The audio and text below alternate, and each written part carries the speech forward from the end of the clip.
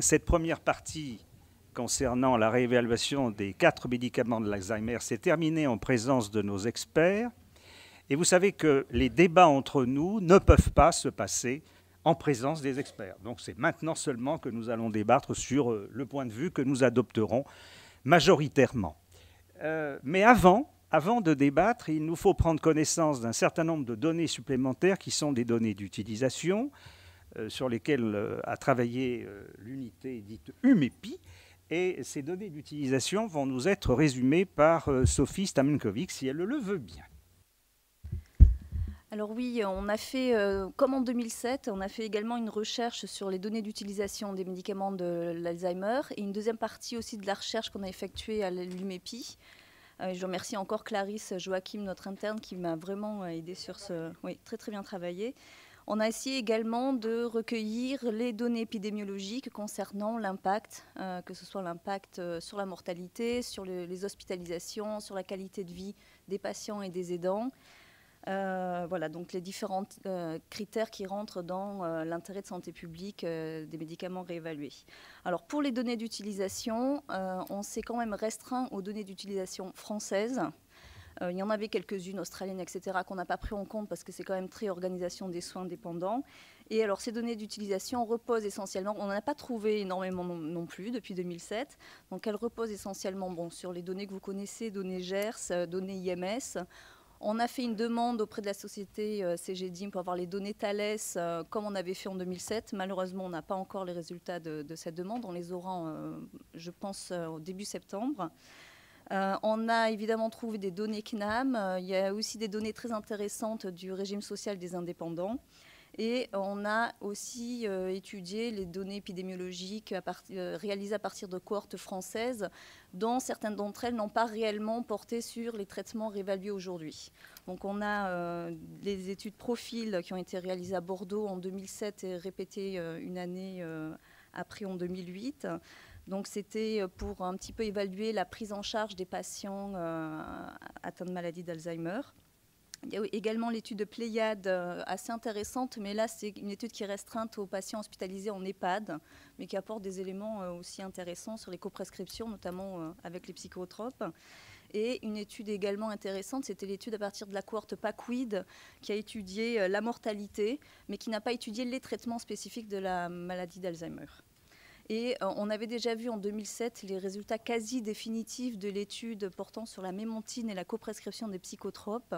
Mais dans la mesure où les résultats qu'on avait vus en 2007 étaient quasi définitifs sur à peu près 90% des patients, je ne vais pas reprendre les conclusions qu'on avait eues, notamment on était assez circonspect sur la qualité méthodologique. Il y avait absence de bras comparateurs, c'était une étude avant-après, absence de prise en compte de facteurs de confusion qui nous avait vraiment fait relativiser l'impact de cette étude-là concernant la mémontine.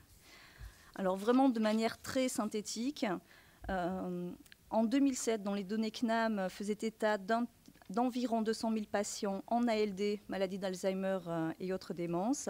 Et une estimation de la CNAM a été réalisée, tout régime confondu, en 2009. Et ils ont estimé le nombre de patients traités pour maladie d'Alzheimer à 470 000 patients. Les malades déclarés en ALD pour Alzheimer et autres démences sont traités par un médicament de la démence dans 60% des cas. Donc on a 40% des cas où les patients ne sont pas traités par ces médicaments spécifiques.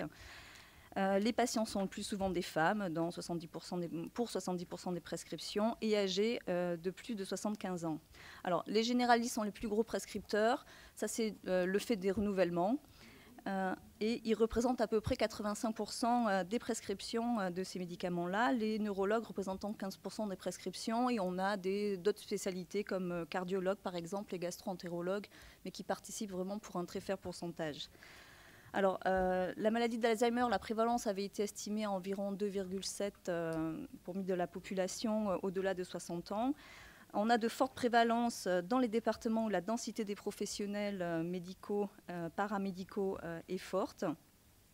Et on a eu des données intéressantes aussi sur des comparaisons internationales en termes d'utilisation et de prescription qui montrent que les malades français sont plus souvent sous traitement médicamenteux spécifique pour maladie d'Alzheimer et autres démences, avec 1683 doses définies journalières pour 1000 habitants, comparé à l'Espagne, 1400, l'Allemagne, 772 délivrances DDJ, le Royaume-Uni, 569 et l'Italie, 268. Alors, par rapport à l'année dernière, il y a une certaine stabilité dans le nombre de prescriptions, avec une légère diminution pour les IACHE globalement, ainsi que pour la mémontine. Alors, il y a Exelon dont le nombre de prescriptions augmente légèrement de 3%, notamment le dispositif transdermique, et la forme LP de Réminil, plus 9%, et également les génériques de la mémontine qui ont doublé d'une année sur l'autre, mais qui représentent quand même un faible pourcentage des prescriptions. Donc au total, on a plus d'1 million de prescriptions de ces traitements-là. Elles se font en monothérapie, donc conformément à l'AMM dans 85% des cas, et on a tout de même 15%, ça peut aller jusqu'à 20% dans certaines études, de patients sous bithérapie. Alors le plus souvent, cette bithérapie associe IACHE et mémontine. Alors, et les traitements par bithérapie sont plus souvent prescrits chez les malades avec un MMSE inférieur à 10 et un MMSE plutôt que les malades ayant un MMSE supérieur à 26. Alors, en ce qui concerne les posologies d'initiation et d'entretien, elles sont généralement soit conformes, surtout pour les posologies d'initiation, soit inférieures aux posologies recommandées, en particulier du fait d'événements de la tolérance. Alors, la posologie maximale efficace concerne globalement 90% des patients sous données épiles, un peu moins de 90% pour la mémontine. Pour la rivastigmine, on a 50% de la posologie maximale efficace et la galantamine, un peu moins de 30% également. Alors, selon les données IMS, on a des coprescriptions assez fréquentes entre les médicaments spécifiques de la maladie d'Alzheimer et les antidépresseurs, 30%, les anxiolytiques, 21%, les hypnotiques et sédatifs et les antipsychotiques, chacun environ 12% de coprescription. En EHPAD, donc là c'était l'étude spécifique chez les patients institutionnalisés, on pouvait noter donc la très forte proportion, donc 54% des patients déments qui reçoivent un médicament de la démence, donc 43% avec une association à un médicament psychotrope, que ce soit antidépresseurs, hypnotiques, neuroleptiques ou anxiolytiques.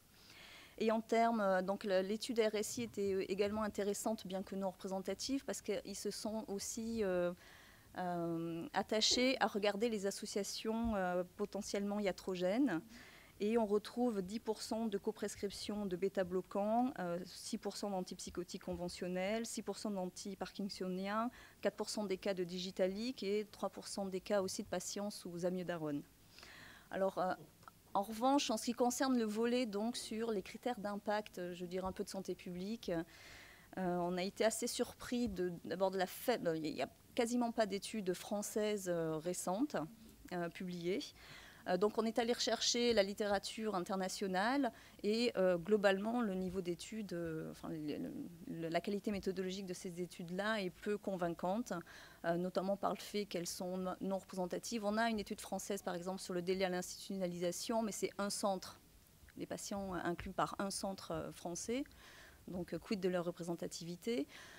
On a des données aussi qui peuvent paraître intéressantes, mais le biais d'indication, par exemple, est très mal étayé. Les comorbidités sont très rarement prises en compte dans les analyses multivariées. Donc on a des études peu convaincantes et parfois avec des résultats discordants. Bon, c'est vrai qu'on a pris aussi les datas internationales et par exemple sur la mortalité, on a des données qui disent qu'il y a une plus faible mortalité des patients traités, mais sans qui se sont allés ajuster sur les comorbidités de ces patients-là. On sait aussi que les traitements spécifiques sont donnés pour des patients dont le niveau de MFCE sont moins dégradés que ceux qui n'ont pas de traitement, et ces facteurs-là, en général, ne sont pas pris en compte de manière globale. Donc on n'a pas de données concluantes en termes d'impact, de morbimortalité, qualité de vie du patient, qualité de vie des aidants, voilà, qui puissent vraiment réellement être prises en compte. Et en particulier, l'effet structurant qu'on peut définir en fait comme le fait de prendre un médicament favorise une meilleure prise en charge. Là, on n'a réellement aucune donnée épidémiologique sur ce point-là. Voilà, donc c'était vraiment la synthèse des données d'utilisation. Un document complet vous sera adressé très rapidement, d'ici quelques jours, sur le même format que celui qui avait été réalisé en 2007. Merci. Merci infiniment.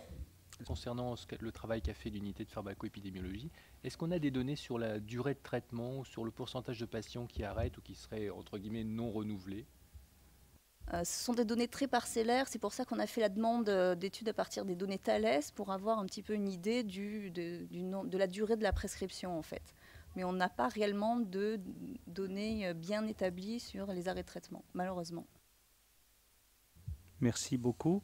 Bon, alors, qui souhaite intervenir, dire ce qu'il pense que nous devons faire, qu'il serait bon que nous fassions, étant entendu que nous ne sommes pas du tout tenus à une unanimité, à un consensus, et que chacun votera, comme d'habitude, en son âme et conscience. François Trémolière. Oh, moi, c'est pour vous faire assez rapidement l'état de mon évaluation.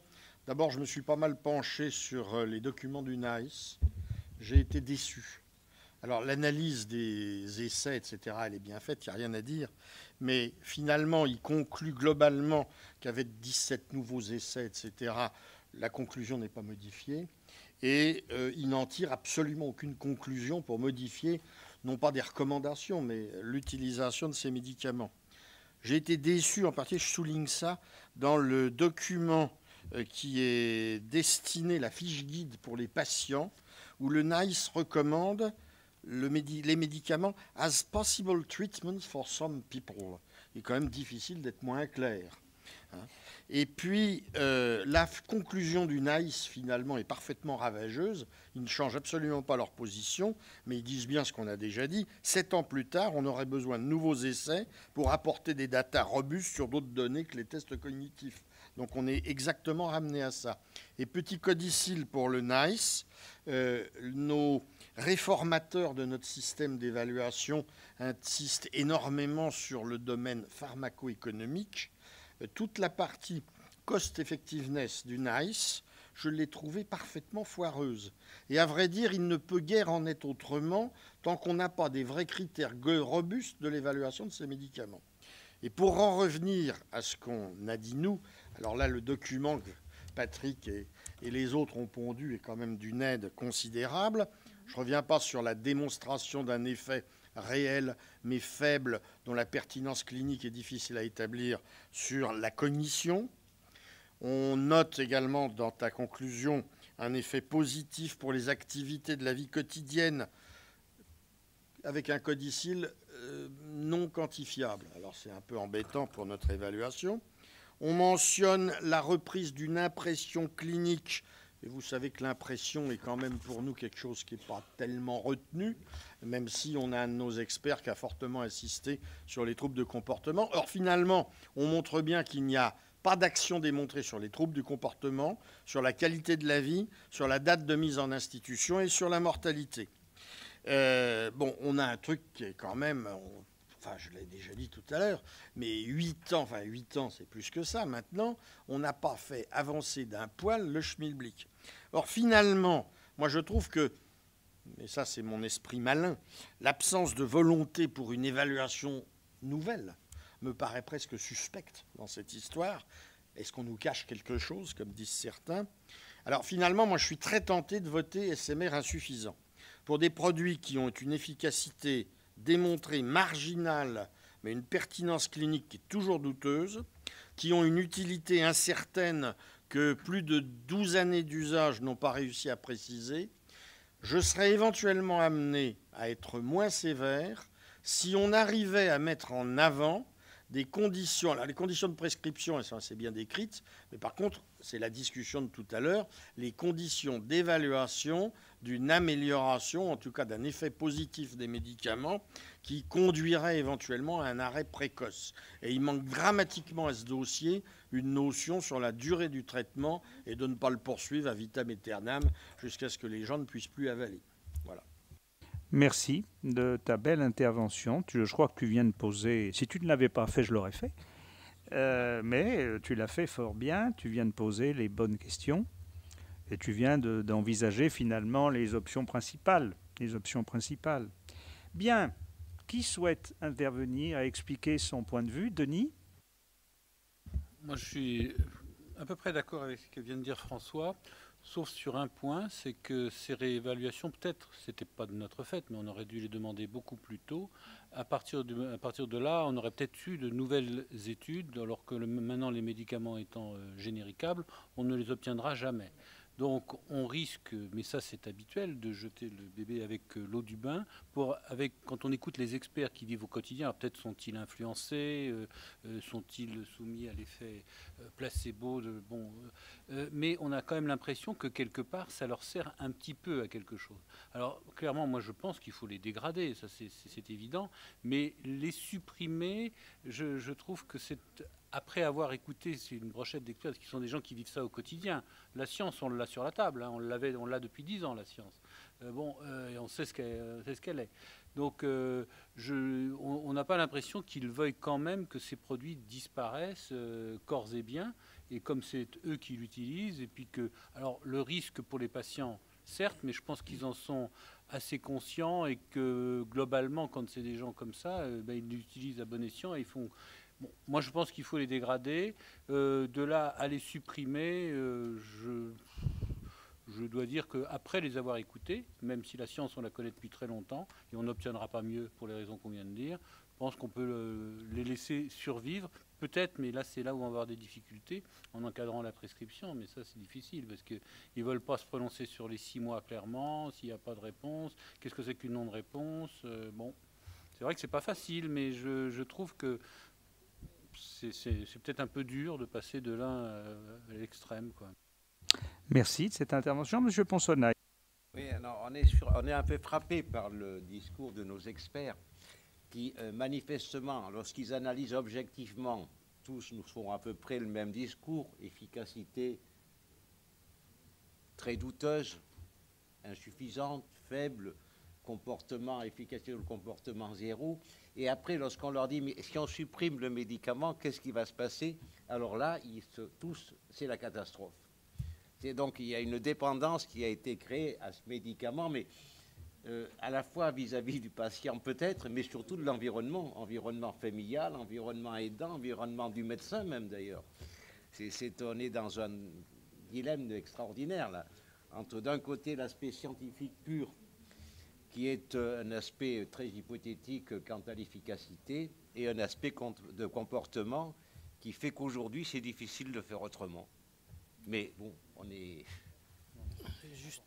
Monsieur, merci beaucoup. Monsieur Varin. Juste petite... je peux comprendre un peu... c'est pas... je comprends un peu...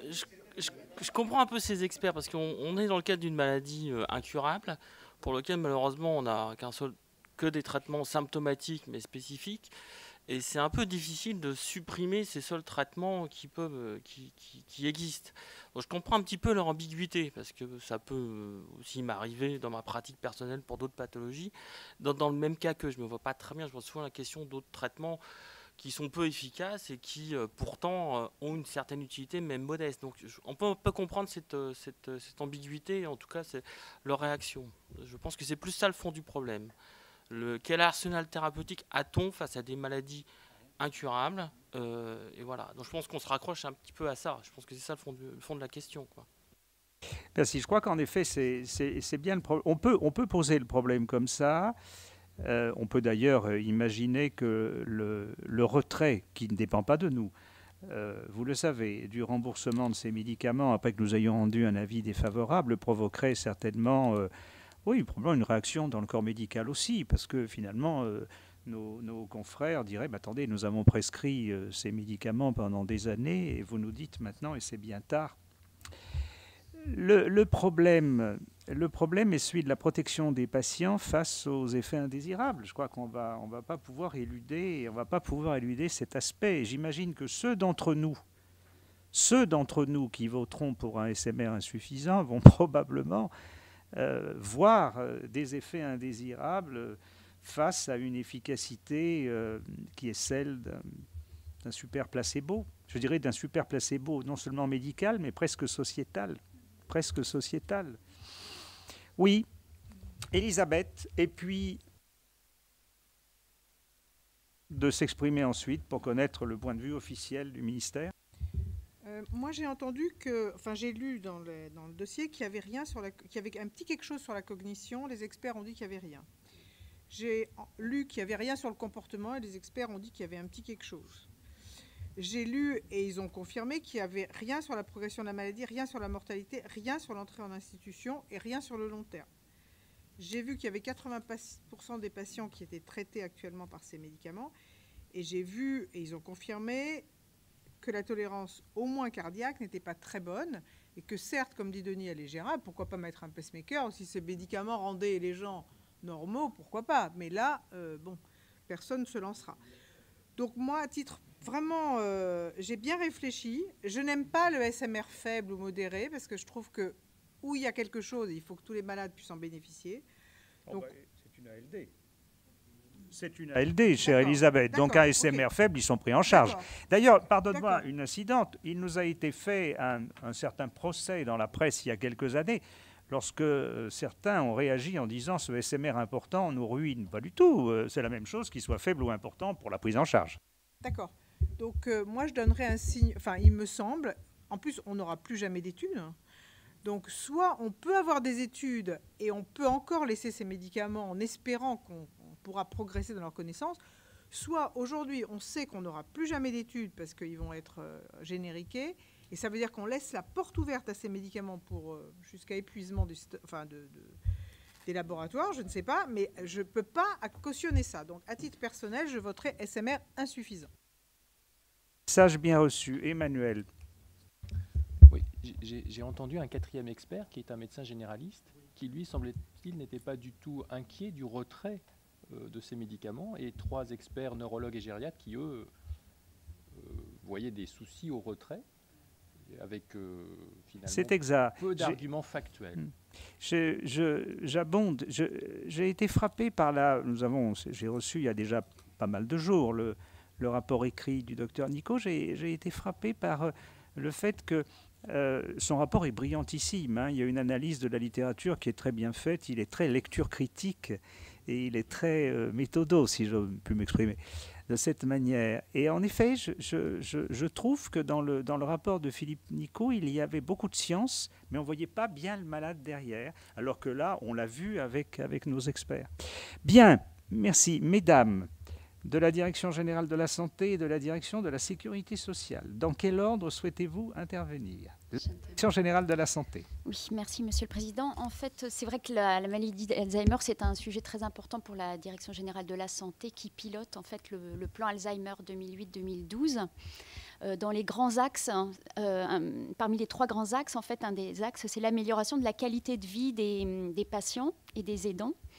Il n'y a pas de mesures spécifiques sur les traitements symptomatiques qui sont réévalués aujourd'hui, mais c'est un fait qu'ils participent en fait à la prise en charge globale des patients. Et aujourd'hui, depuis le SMR important octroyé en 2007, c'est vrai que je me retourne vers vous en vous posant la question, effectivement, quel service médical rendu peut-on octroyer aujourd'hui à ces médicaments après la recherche bibliographique exhaustive qui a été réalisée et l'analyse fine en fait, qui est conduite de ces résultats. Merci beaucoup d'évoquer le pilotage du plan par la Direction générale de la santé, mais quelle est votre position ? Vous êtes favorable au remboursement de ces produits ou pas ? Parce que c'est ça la bonne question. Oui, mais alors en fait, je m'en retourne vers vous justement pour avoir l'évaluation. En fait, c'est vrai que l'on souhaite vraiment avoir sur ce point une évaluation scientifique indépendante de la Commission de la transparence pour justement prendre en conséquence les conclusions qui seront les vôtres. Écoutez, la commission de la transparence est une commission de la HAS qui est destinée à évaluer des produits, j'allais presque dire, in abstracto. Pas tout à fait, il y a des patients derrière, nous sommes tous des professionnels de santé. Donc nous avons 2 possibilités, je le répète aujourd'hui, ou bien nous considérons que ces produits ne valent que ce qu'ils valent dans leur dossier. Et alors la réponse, c'est celle d'Elisabeth Autrey-Leca. C'est-à-dire qu'on ne voit pas bien comment on pourrait pérenniser ou favoriser la pérennisation du remboursement de ces produits. Le mot remboursement est mauvais, je dirais plutôt l'utilisation, avec un certain nombre de risques. Parce que moi, on a beau me dire qu'on peut prévoir les risques, qu'on peut les gérer, je reste toujours un peu inquiet en face de risques pour des produits dont l'efficacité est assez discutable, en tout cas mal quantifiable. Et donc ça, c'est une position que peut avoir cette commission. Je ne sais pas si ça sera la sienne. On verra ça dans un quart d'heure. Mais elle peut l'avoir, cette position. Et puis il y a aussi la position d'une commission de professionnels de santé qui voit des malades qui existent, qui sont fort nombreux, qui sait très bien les difficultés posées par ces malades et qui se dit, même si ces médicaments n'ont pas formellement démontré dans leur dossier depuis 10 ans, parce que certains sont sur le marché depuis 1997, je crois que c'est le premier, le donezépil, c'est 97. Oui, ben, ne parlons plus de la tacrine.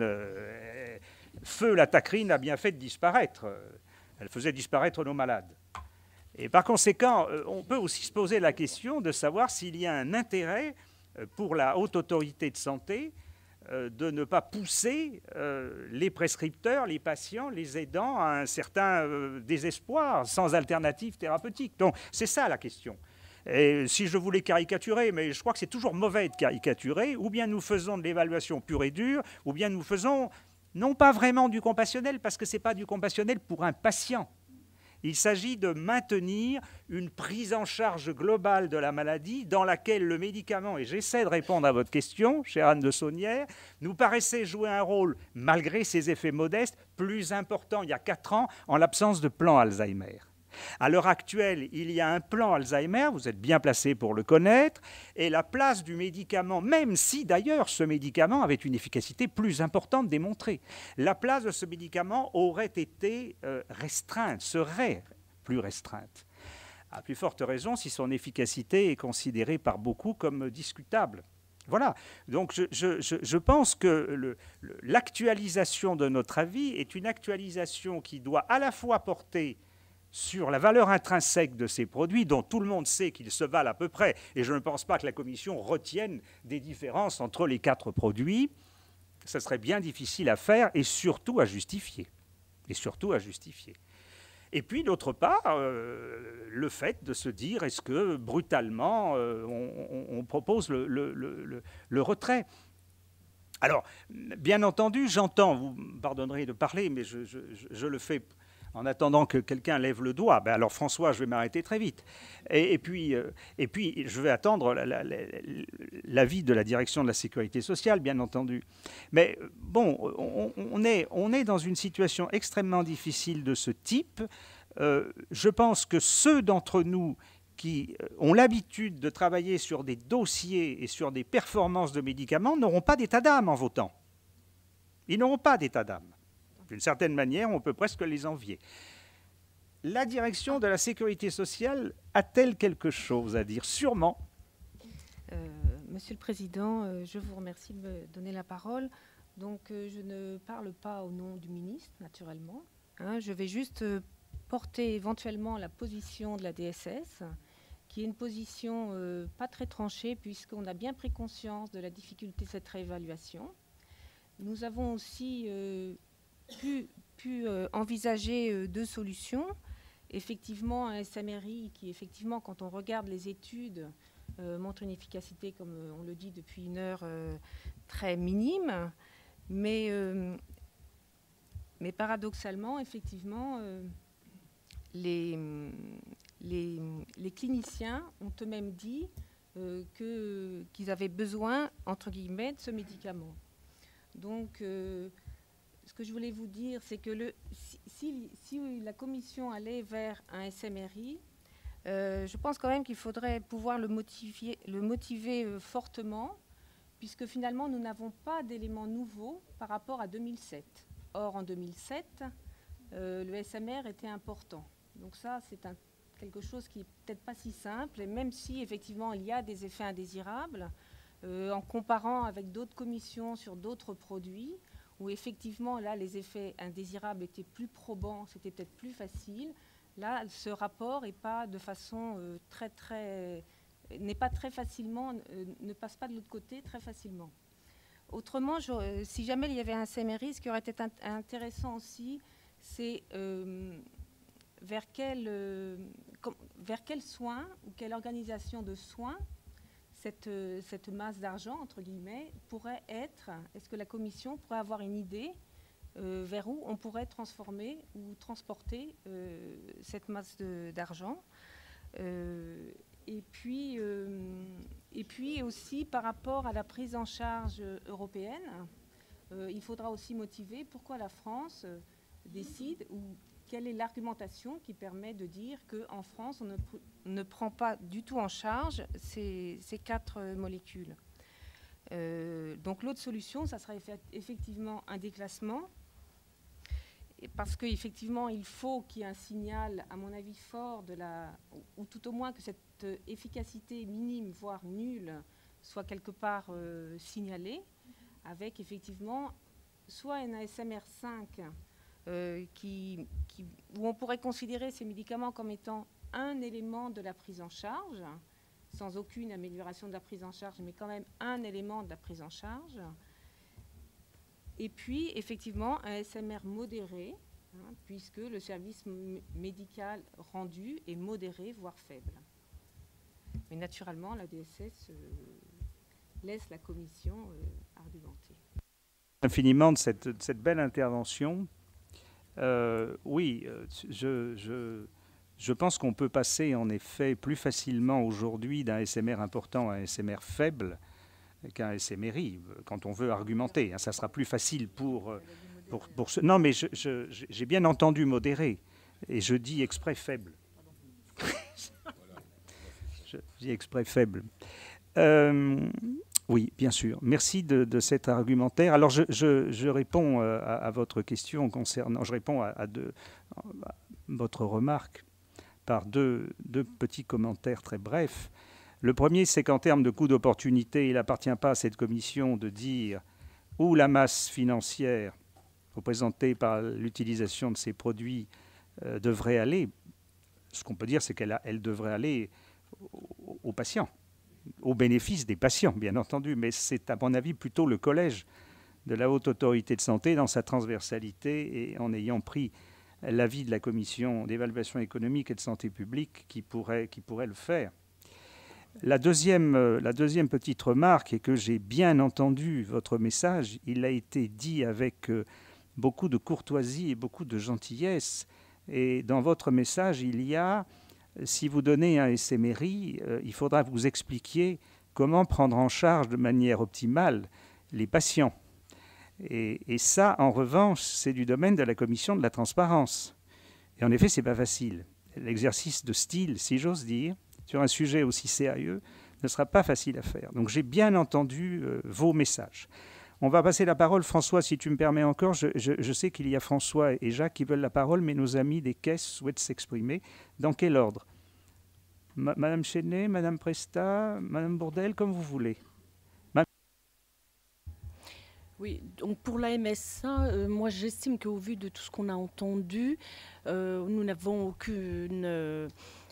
les critères d'efficacité n'ont rien montré. On a des effets indésirables et moi j'estime que la prise en charge n'est pas assurée de façon optimale.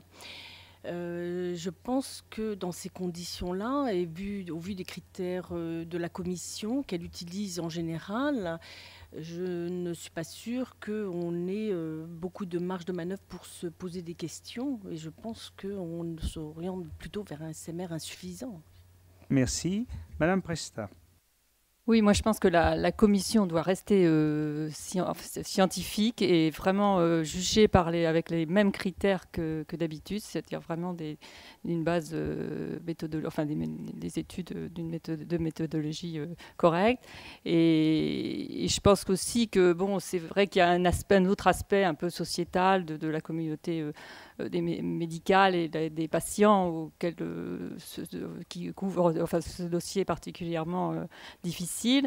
Mais je pense que, enfin, il faut quand même avoir à l'esprit qu'il y a d'autres alternatives thérapeutiques non médicamenteuses dont on n'a pas beaucoup parlé aujourd'hui et qu'elles doivent être mises en avant et qu'elles profiteront peut-être effectivement de l'absence de prise en charge du médicament lui-même.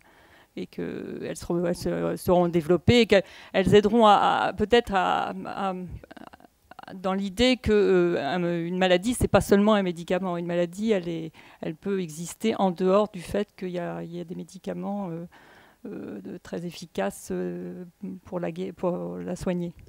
Merci infiniment. Madame Bourdelle.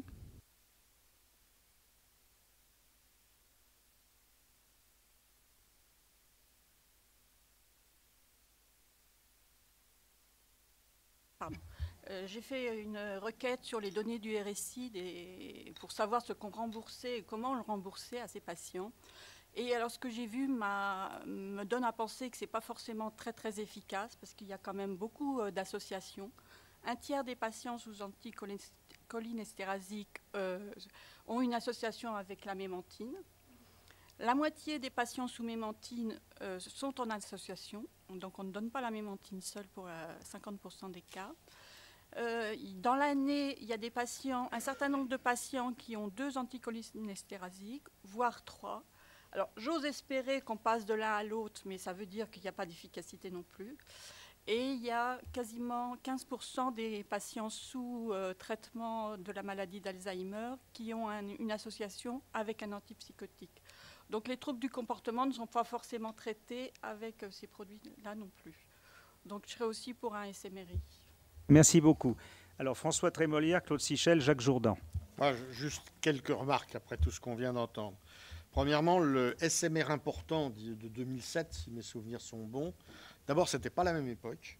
On avait à l'époque discuté de mettre moins, mais on s'était dit que dans la société en cours, ce n'était pas le moment. Deuxièmement, on avait intégré dans cette décision le côté qui a été repris dans la documentation HAS structurant de l'usage du médicament. Or, le mot structurant, il ne fait pas partie de l'AMM et ça ne peut pas être considéré comme un effet pharmacologique du médicament. Donc ce truc-là, même si on l'a pris en compte avant, il a clairement disparu. Dans la position que j'ai prise tout à l'heure, j'ai bien pris une position qui était tout à fait équivalente à celle d'Elisabeth. Et quand je disais que je serais peut-être amené à modifier dans le sens de je ne sais pas quoi, modérer ou ce qu'on veut, si on avait des informations pour décider qu'on prescrit le médicament pour 6 mois, on réévalue, etc. Le problème, de toute façon, c'est qu'aujourd'hui, cette commission ne dispose absolument pas des éléments pour définir une telle stratégie thérapeutique. Et on va dire, je ne suis pas certain qu'un groupe de travail Tartampion puisse faire aujourd'hui la même chose.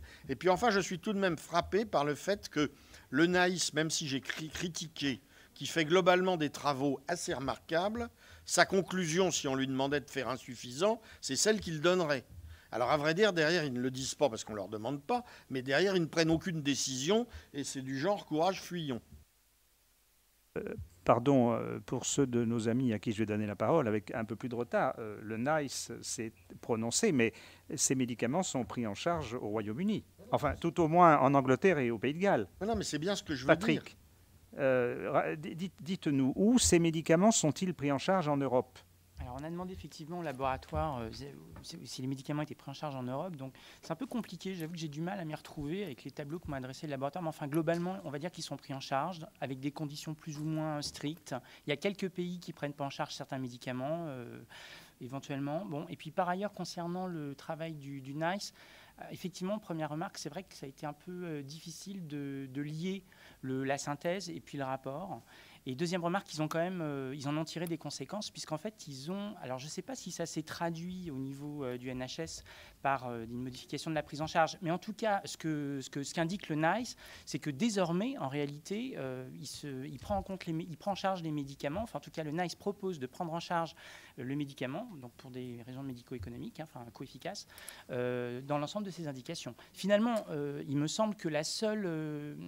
donc en fait, ils sont revenus sur leur position qui était plus stricte précédente.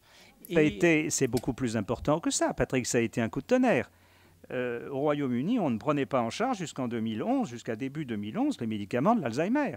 L'avis du NICE de mars, je crois que c'est le 30 mars, quelque chose comme ça, 2011, a changé complètement la donne au Royaume-Uni. Je crois qu'il faut le dire.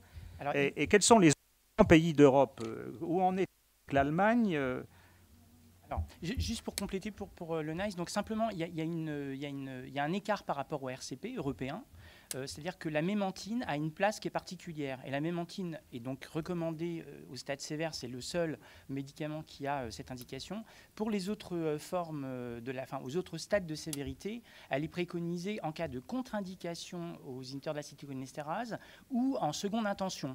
Alors effectivement, les critères de non-efficacité ne sont pas définis, mais en tout cas, c'est un traitement plutôt de deuxième intention ou de première intention quand on ne peut pas prescrire en première intention. Donc voilà pour le NICE. Alors concernant les Italiens, les Allemands, les Espagnols, etc., ils prennent en charge a priori les médicaments. Alors à noter que pour la mémantine, c'est vrai qu'il y a les Bixa, donc il y a eu beaucoup de discussions, je crois, sur l'appréciation de l'efficacité du produit. Et finalement, il y a deux positions qui sont possibles, dont on s'était déjà posé la question en 2007. Soit en fait la mémantine fait clairement moins bien que les autres, soit la mémantine c'est l'effet le moins brillant, le moins élevé, le moins important de tous ces médicaments. Et les Allemands ont demandé une interprétation récemment. Les Allemands ont demandé à ce que les essais soient réinterprétés et ils ont donc raisonné en termes de patients répondeurs avec une définition qui était plus exigeante que celle de l'AMEA, de l'Agence européenne.